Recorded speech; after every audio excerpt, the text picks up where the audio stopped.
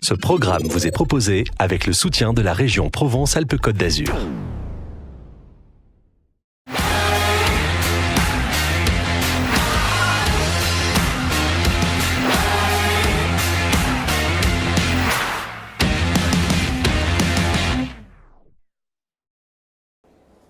Avec Bernard Fertil, un des fondateurs d'Anapix Médical, implanté à Meyreuil. Alors vous êtes une start-up du domaine de la santé, du domaine médical, qui est un des gros axes dans la région du développement des sociétés. Vous proposez un outil qui va être très pratique pour la relation avec le dermatologue. Comment est-ce que cela fonctionne? En fait, il y a 3 volets. Un volet pour le dermatologue qui va avoir un outil pour saisir les images et les analyser. Un volet pour le médecin généraliste qui va pouvoir dialoguer avec le dermatologue et lui envoyer les photos. Et un volet pour le particulier qui lui va avoir la possibilité avec son smartphone de faire un état des lieux de l'ensemble de ses grains de beauté et trouver les grains de beauté à risque. L'idée, c'est le dépistage du cancer du mélanome, c'est ça? Absolument, absolument. Donc le cancer du mélanome, ça a une particularité, c'est que si c'est pris à temps, il n'y a aucun souci, on l'enlève et on n'en parlera plus. Alors que si c'est pris à un stade tardif, on va avoir 5% de survie à 5 ans. Donc c'est important de le détecter de manière précoce. En plus, c'est un problème qui est relativement difficile parce que si vous demandez à un dermatologue qui va avoir une lésion ce qu'il en pense, dès qu'il va avoir le moindre doute, il va l'enlever parce qu'il ne veut pas prendre le risque vu qu'effectivement, il y a derrière ça des aspects de survie et des aspects financiers. Et en réalité, le résultat de ça, c'est que 95% des exérèses, c'est-à-dire des opérations qui sont faites, n'étaient pas nécessaires a posteriori. D'accord, donc aujourd'hui, vous faites gagner de l'argent à la Sécu, quoi. Alors on peut présenter les choses de cette manière, mais on fait aussi en termes de stress, aussi pour les gens qui vont être opérés à tort. Voilà, on leur évite tout ça. Donc aujourd'hui, j'ai une inquiétude.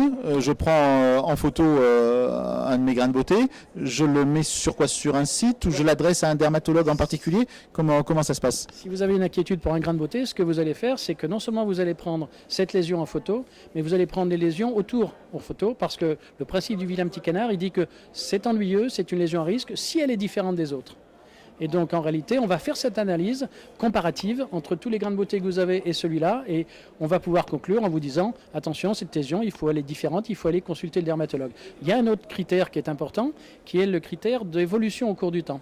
Et donc le système qu'on a qui fonctionne sur smartphone va vous rappeler, si vous avez pris la photo il y a 6 mois, il faut refaire une photo et comparer. Votre solution, elle est intéressante aussi pour les déserts médicaux où il n'y a pas forcément de dermatologue?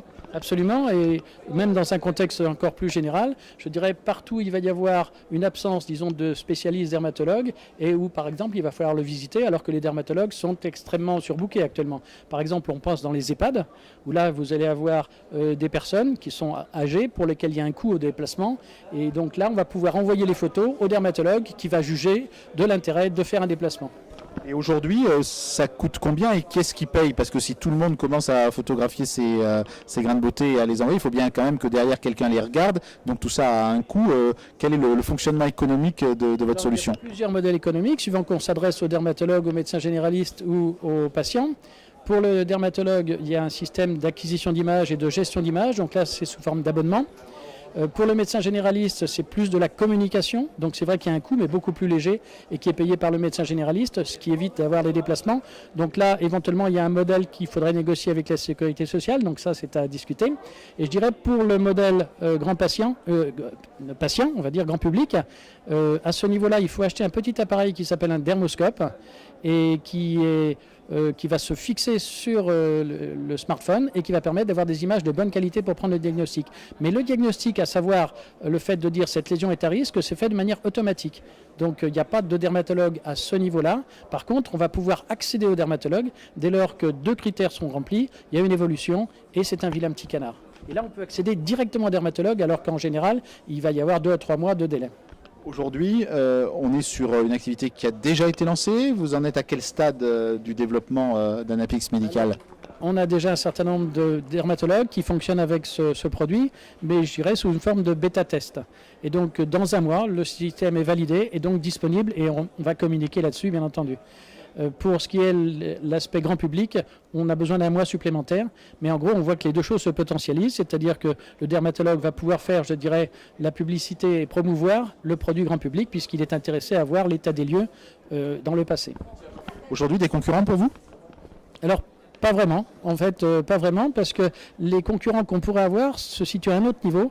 Il y a du matériel qui s'appelle vidéodermoscopie et qui est vendu à un prix qui n'a rien à voir avec notre solution, bien entendu, et qui s'adresse, je dirais, aux grands services hospitaliers ou, je dirais, aux cliniques privées, mais pas du tout aux dermatologues classiques de ville. Merci Bernard Fertil. Voilà, très bien, je vous remercie.